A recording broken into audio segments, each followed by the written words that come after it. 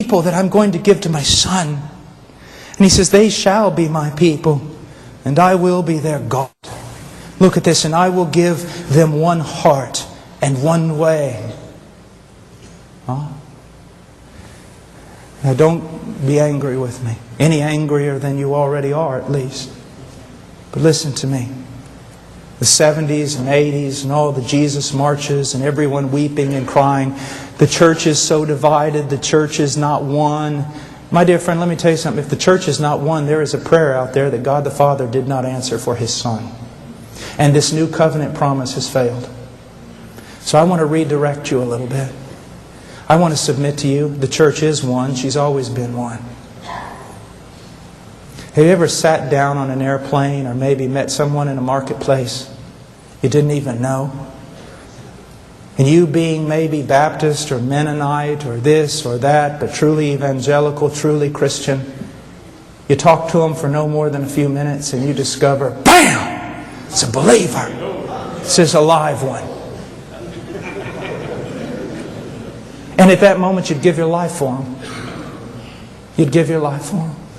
I remember one time we were in Departamento Amazonas in Peru, and it was during the time of the Sendero Luminoso and the civil war that was going on there. We rode 22 hours up in the back of a grain truck under a black tarp, and at about midnight we pulled the tarp off, the truck stopped, and we jumped off into the jungle. We stayed the night just at the edge of the jungle and made our ways up to a place called Ingenio in Tambolik. About halfway up we got lost in the dark the next day. So we were praying, me and my dear friend Paco, we were praying, "Oh God, give us some direction, we're lost. We don't, if we're found in here, the terrorists own the place, the military wouldn't even go in." And we cried out, "Oh God, give us some direction. Help us." We heard a bell. Then we heard somebody talking. It was a strange conversation at first, we thought. But then we realized it was a little boy coming in from the fields with his burro, and he was talking to his burro. And so we got behind him and we followed him. And then we stood on the edge of the town, little village, huts, adobe homes.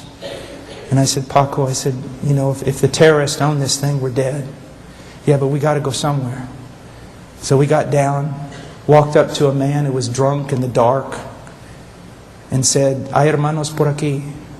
Are there brothers here? Because everybody knows what that means in the mountains. It means a real Christian. And he said, "La vieja por ahí," the old woman over there. And so I went over there. It was an old Nazarene woman. And I knocked on the door. I said, "I am an evangelical pastor. Please help me." And that old woman reached out with that lantern. She grabbed me. She pulled me inside. She grabbed Paco, took us down. Her house was cut out of a kind of a cliff in the mud, and took us down in the basement where there was some hay and chickens and things. And she sat us there and she lit a lamp. And then a little boy came in and she called to him and said, "Go get the other brothers." And they started bringing chickens and yucca and everything else, risking their life. Why? Because we are one. Stop saying all these silly things that you're saying, that the body of Christ is divided and it's a mess and it's full of sin. I would not talk about the bride of Christ that way if I was you. What you've got is a bunch of goats and tares among the sheep. And because very little biblical, compassionate church discipline is practiced, they live among the sheep, they feed on the sheep, and they destroy the sheep. And those of you who are leaders in the church are going to pay a high penalty when you stand before the one who loves them. Because you did not have enough courage to stand up and confront the wicked. As a matter of fact, listen to me. The average scenario in North America with regard to churches, by and large, the churches are democracies, and I don't want to get into the ifs or pros or cons of that. But here's what happens. Because the preaching of the gospel is so low, the church is basically, the majority of it are carnal, lost people. And because it is a democracy, they by and large govern the direction of the church. And because the pastor doesn't want to lose the great number of people, and because he has wrong ideas regarding evangelism and true conversion, he caters to the wicked in his church. And his little group of true sheep that belong to Jesus Christ are sitting there in the midst of all the theater, in the midst of all the worldliness, in the midst of all the multimedia going, we just want to worship Jesus and we just want someone to teach us the Bible. And pastors are going to pay for that.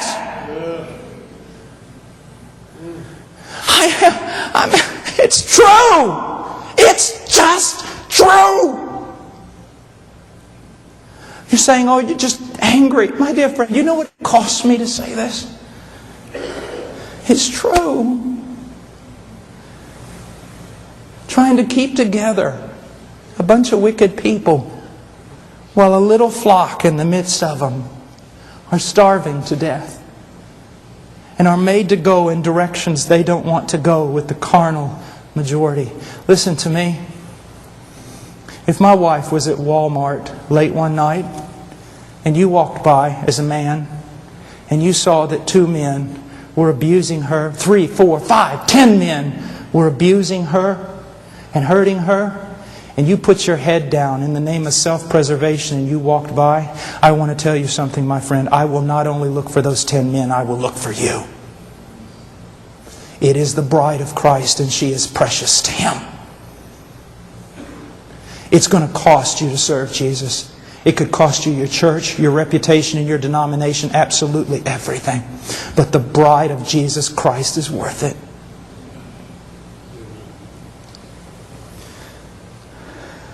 And look what it says. I love this. Look, 39. I will give them one heart and one way. And what is that way? It's Christ and it's holiness. Every true believer I've ever met spoke much of Christ and had a longing desire to be more holy than they were. More conformed to Christ. And look, I will give them one heart and one way, that they may fear me always, for their own good and for the good of their children after them. Oh, what a text that is. But let's just go on really quickly.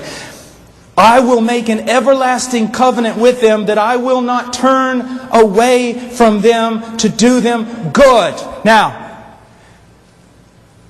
we just read this and so many people who are wicked, who are lost, they just go to church on Sunday, they hear this verse, yes, God has made an everlasting covenant with me. He will never turn away from me, never, never. I'm secure because of God's grace. But they fail to read the second part. And look what it says, I will make an everlasting covenant with them, that I will not turn away from them to do them good. And I will put the fear of me in their hearts so that they will not turn away from me. The evidence that God's made an everlasting covenant with you, sir, is that He's put the fear of God in you so that you will not turn away from Him. And if you turn away from Him and He does not discipline you and you continue turning away from Him, it is evidence that He has not put His fear in you. You have not been regenerated and you have no covenant with God at all. Oh, it's true. The seventh indictment, and we'll just rush through this. And I know that this is misunderstood today, so I'm going to define it. A lack of loving and compassionate church discipline. Most evangelical pastors in America today ought to take Matthew 18 and rip it right out of their Bible. You can't do that, sir. You got to take the whole thing. Many pastors, their theology gets left behind when they come out of their office, out of their study. They're theological in conversation, they're theological in their office, but when they step out, they run the church by carnal means.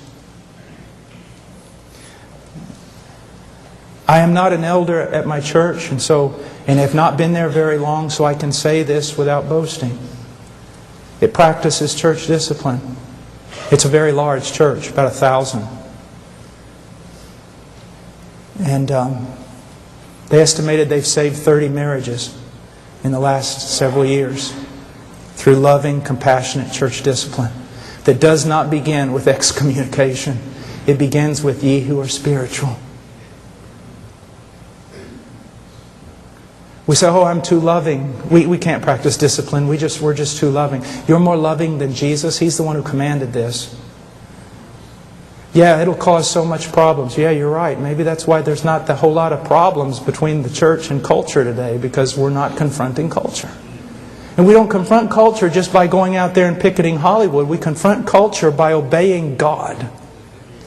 Noah built the ark and condemned the world. You don't have to have a protest sign. Just walk in obedience and the world will hate you. My dear friend, if your brother sins, go and show him his fault in private. If he listens to you, you have won your brother. Oh, what a wonderful thing. But if he does not listen to you, take one or two more with you, so that by the mouth of 2 or 3 witnesses every fact may be confirmed. It's not that these guys are on your side. They're going to listen and judge. Maybe you're the one that's wrong. Maybe your brother's not in sin. Maybe you're overcritical and legalistic. Who knows? And listen, if he refuses to listen to them, tell it to the church. And if he refuses to listen to the church, let him be to you as a Gentile and a tax collector. My dear friend, I believe that we need to hear this. We can either start obeying God and disciplining ourselves, or we can have God do it for us. And maybe the hour is coming, and now is, when that's going to happen.